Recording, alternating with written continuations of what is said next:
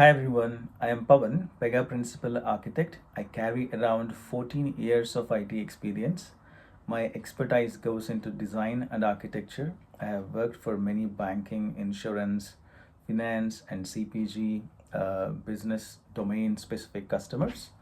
And in this session, I'm going to share some inputs or my perspectives on how one can learn the aspects of AI, Gen AI, Agentic AI, or any advancements that are going to come in the upcoming future.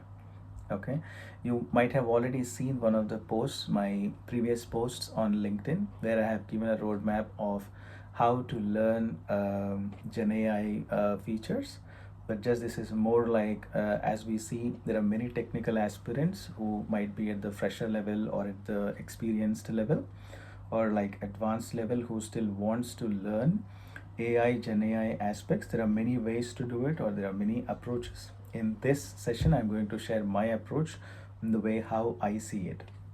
The best way of learning any new technology or any new emerging technology is to understand where it is getting applied.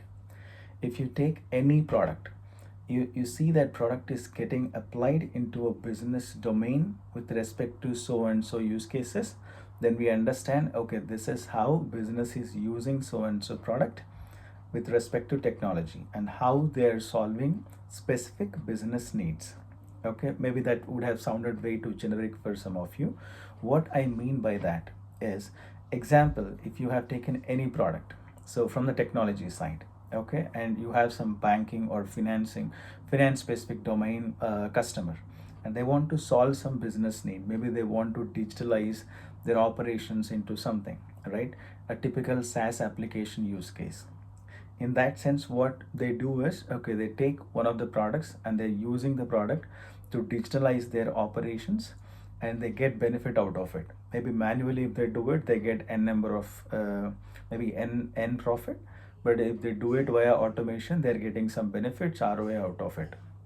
Okay, now that is the way how we see, like, the technology is getting applied to a specific business domain where it is giving benefit to the customers, right?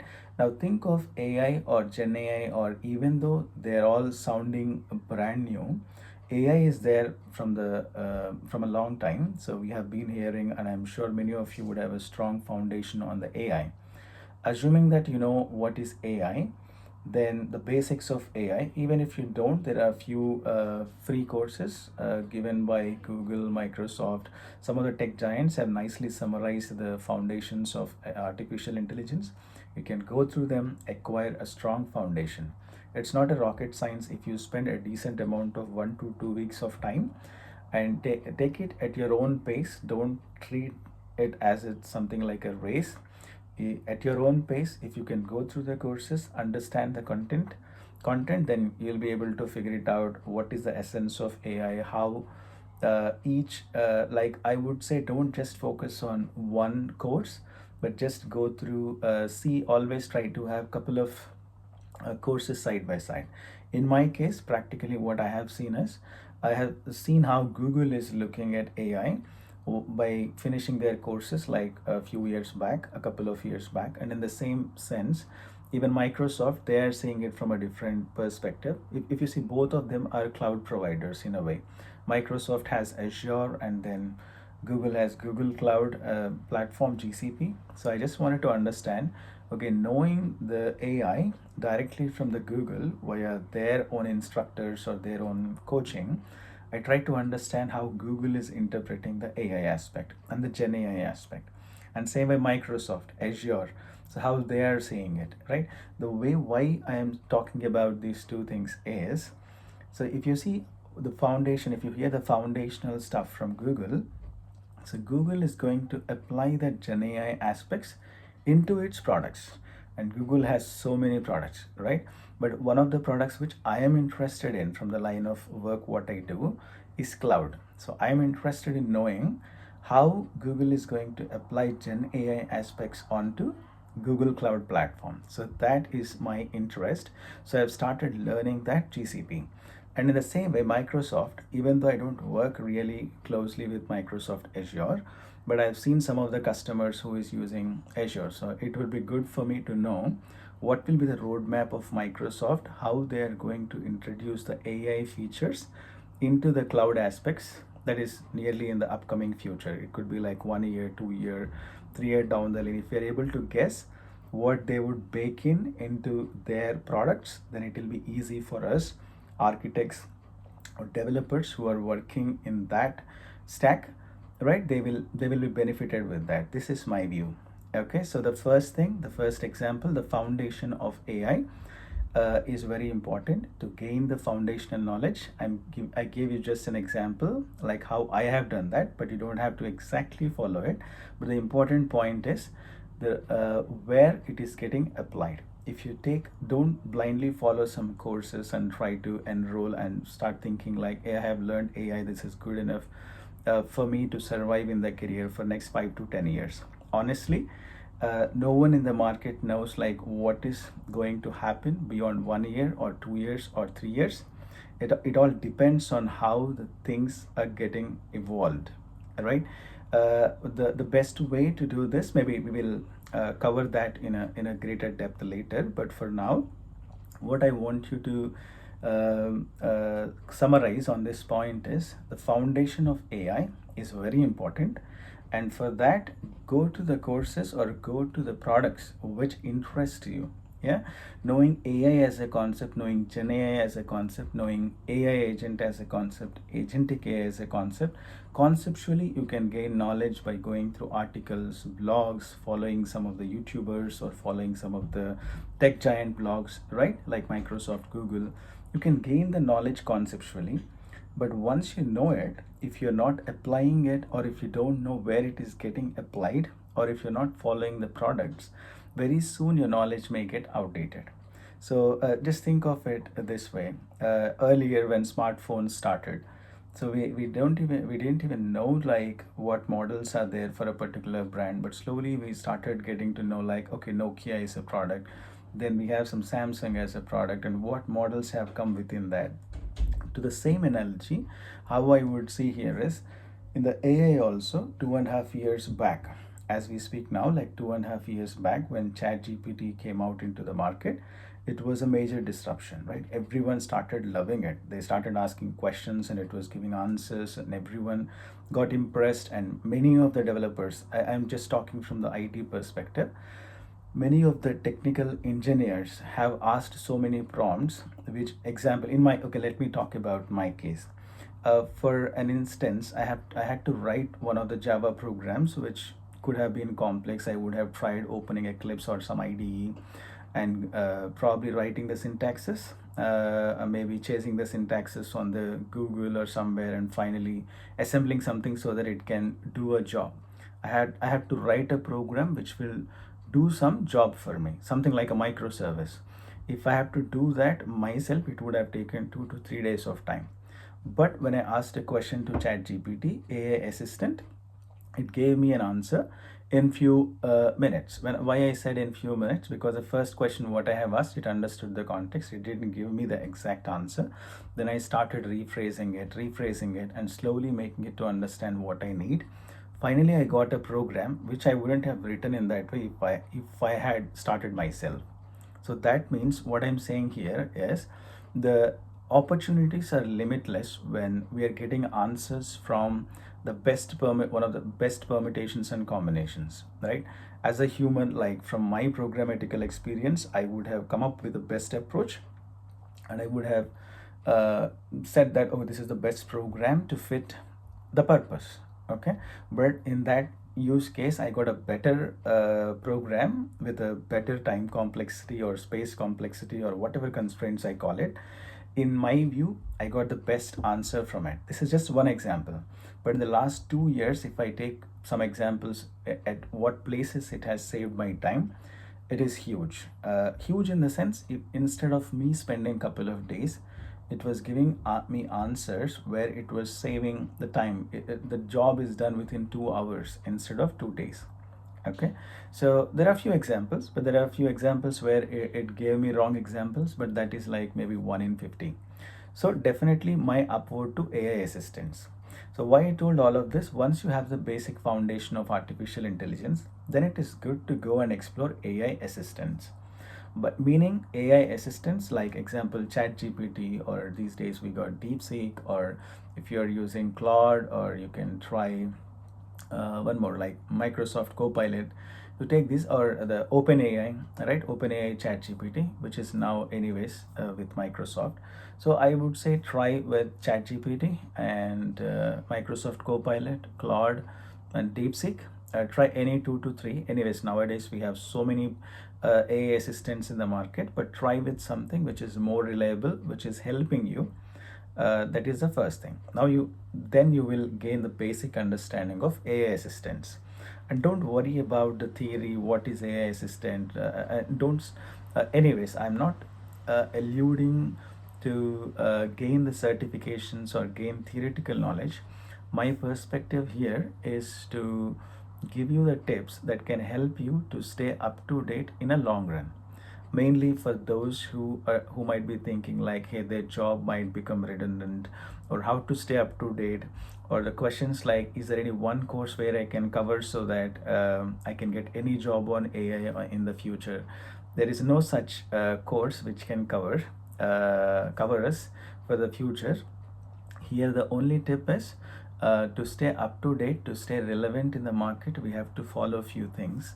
We have to subscribe to the right forums, or the right blogs, or to the right tech giant related articles, or follow all the keynotes, or like to follow all the IO events, like recent Google IO event, any such sessions or webinars that are happening. If you're able to reserve at least 1 to 2 hours per week, I mean, once you gain the decent knowledge, from then onwards, if you're able to spend at least 1 to 2 hours per week, then you can gain very good knowledge. Okay, so so far we have covered 2 points. The first one is about AI foundation, and next one is about AI assistants. So within AI assistants, so you will experiment, and you can keep that as a daily based job. It's like, you like some AI assistant, keep that with you, and start asking questions to it and see how it is actually responding back to you.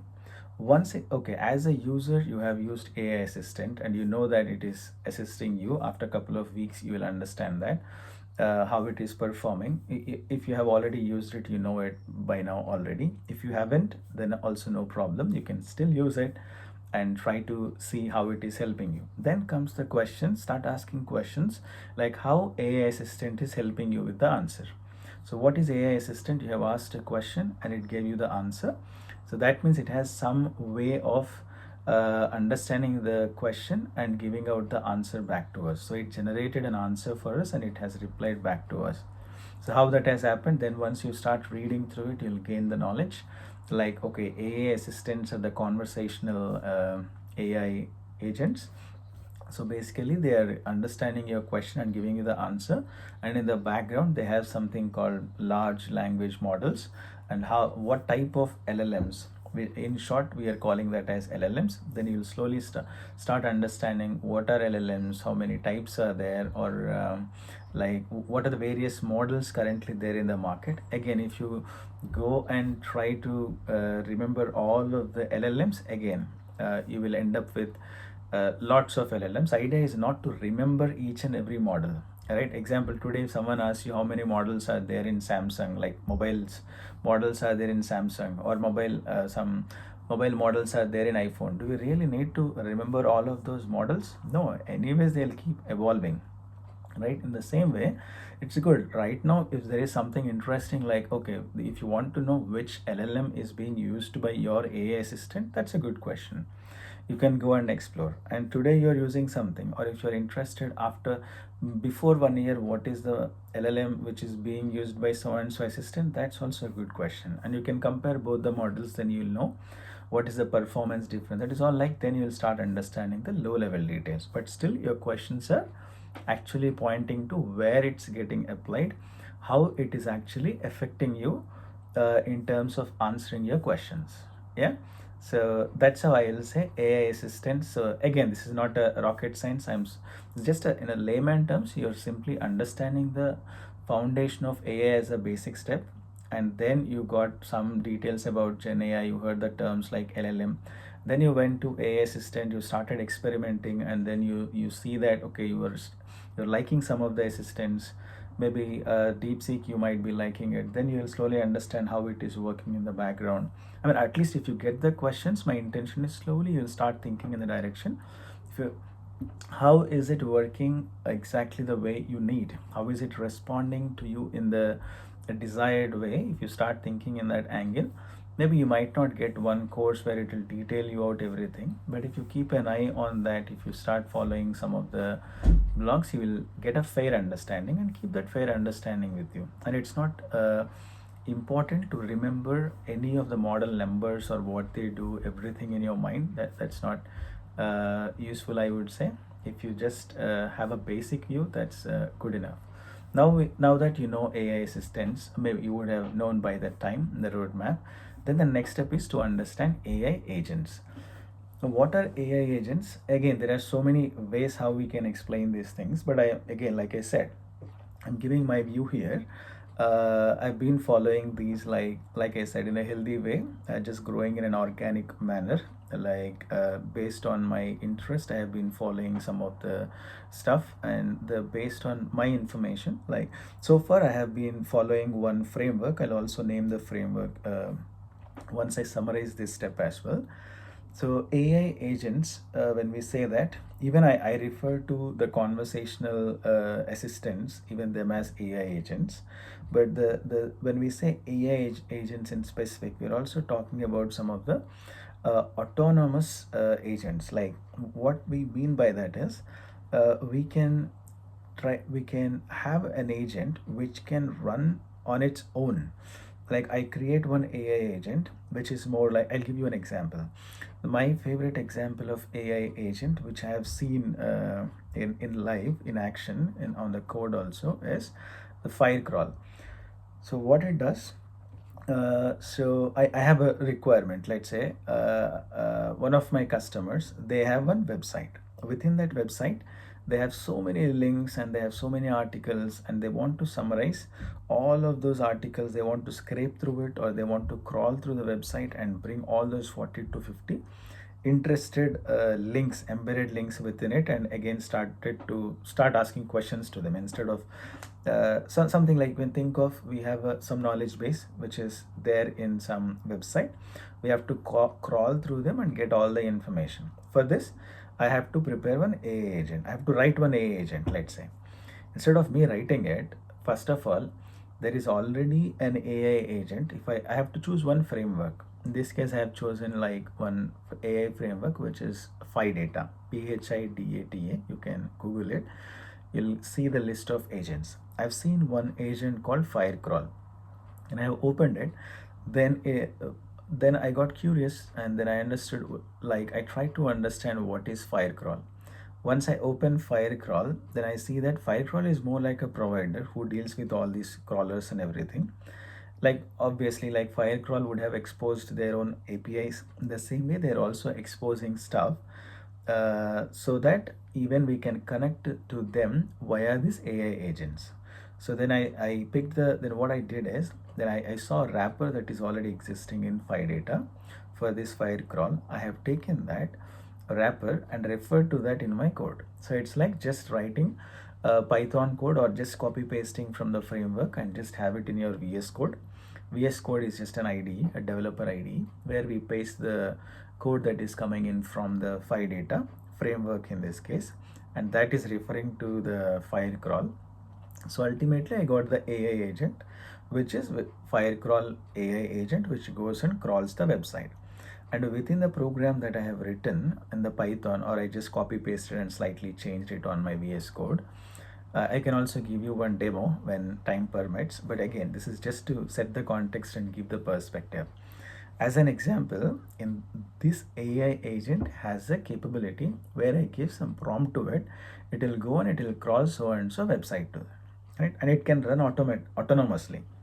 That means now you understood, in a Python, I have an AI agent which goes and crawls through the website, whatever I have given in the input, in the prompt, right? In the same way, I can have one more AI agent, okay, in the same program, or maybe in a different way, but on the VS Code, I'll have one more Python code, and that AI agent also will do certain job. Okay, like this, now you understood that there is a way where we can invoke some AI agents. If you are able to do that from one program, that means it is autonomous. It can run on its own. You can schedule it. You can do whatever you want, right? It's just about the invocation. That's how I see it. So AI agents are the autonomous programs, I would say. We can run them independently. Now, okay, AI agents, that is the third step. Now, first step is AI foundation. Second step, we spoke about AI assistants, and then we spoke about AI agents. Now, you got a fair understanding of AI agents. Is that good enough? The best way is to, at least you should have an understanding of some examples. If you know some examples, like suppose when you learned some C language or C++ in your past, or Java, you would have started with writing programs where you deal with some basic programs like factorial, how to do a square, how to do some square root. Like that, you would have written some programs that gave you a good hang on the syntaxes, right? In the same way, for AI agents also, you don't have to write really programs. Everything will be available on the web. We're talking about now the latest advancements, right? Now in 2025, everything is so smooth. Even I have done coding like long back, but for me, even I'm able to write stuff, get things executed even in 2 to 5 minutes. But how that is done? Because that's a real improvement that has come up these days. You will realize it when you start using one of the frameworks. I told about phi data, PHI data, but you can use LangChain or any other framework. But idea is that, so AI agents, if you can, similarly like the way how I spoke about the some sample programs in C++, Java, to get a hang on AI agents, it's good that you try to understand at least 10 to 20 AI agents which are already available, where you can copy paste and just execute them to see how they behave when you run it. Then you'll understand, okay, these are the independent or autonomous AI agents which can run on its own. It's all about making sure something is coded, and then it goes and executes on its own. Now the final thing is, in at least as of today, the last step I would say is agentic AI. Once you understand the previous step, which is AI agents, then you are talking about agentic AI, where more than one AI agent is in place. So it's more like you take two, three, more than one AI agent. Think of, you have like couple or three of the AI agents. Each can do its own action or operation. You have a use case where, let's say, agent 1 will do something, then agent 2, and then agent 3, like a flow.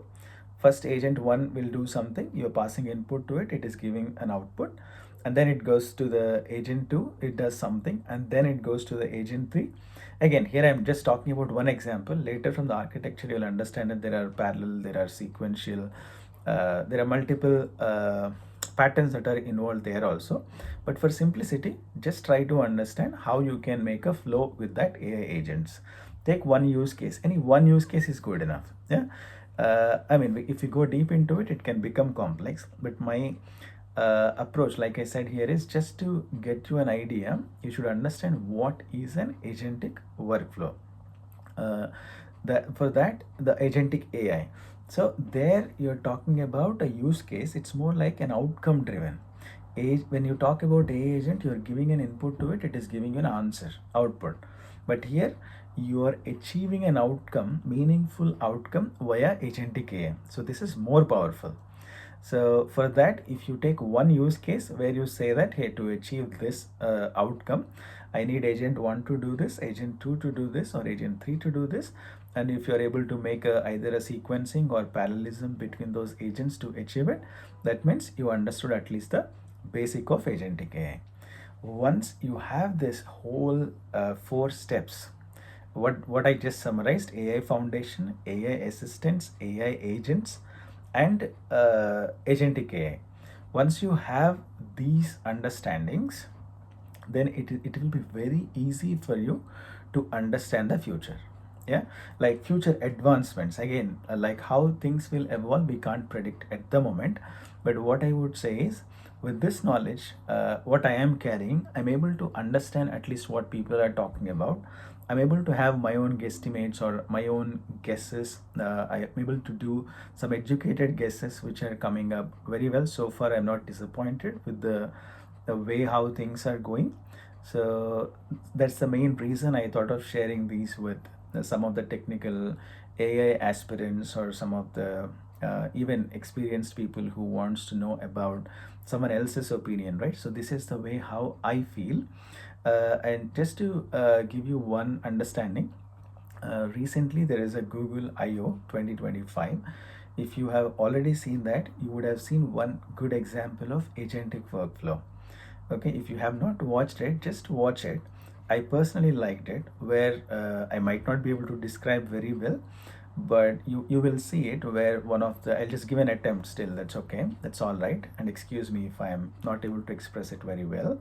While I don't remember the exact figures that are given in the use case, it's more like one of the Google's employee who was giving the session. So it's more about the use case of where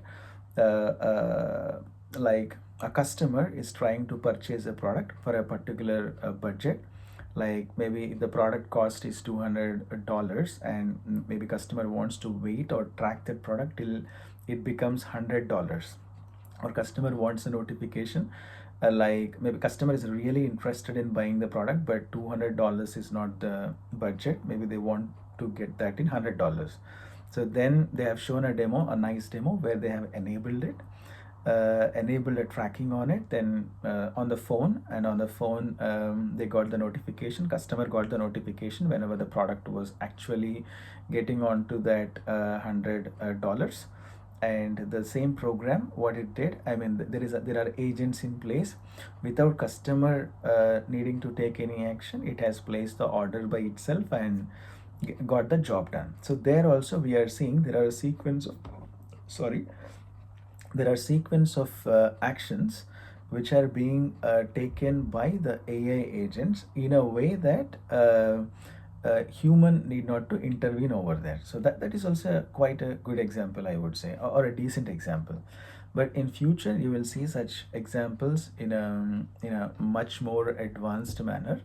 If you are able to, at least my point is, if we know what is agentic AI, then you will slowly understand the way how discussions are going on in the market, what advancements are coming from Google or Microsoft, or any other vendors or any other service providers in the future. Okay, now these are the 4 steps which I would like to summarize. And again, to just re-emphasize on the point which I said, like where AI is getting applied. If don't try to gain all the knowledge around the AI, because AI is getting applied in so many places, you might not be able to cover all of them. Once you have the fundamental knowledge of AI, my suggestion or my perspective or the way how I follow is, if you're interested in cloud, okay, how AI is enhancing the cloud products, like in this case GCP cloud or Microsoft Azure cloud, right? What products are going to come, or maybe AWS, even within AWS cloud, what features are going to come with this advancement of AI, Gen AI? Like, do you really know what is AWS Bedrock, right? Likewise, you should slowly go with respect to the area of the work that you are interested in. That is one part. Second one, example, if I am working on a SaaS platforms, right? In this case, yeah, really I'm working on one of the SaaS platforms called Pega. I'm also interested in knowing the Gen AI advancements in my space, along with even the agentic AI. Even there is a roadmap where that is coming up in the product, which I should be knowing, and I should be able to explain it to my customers.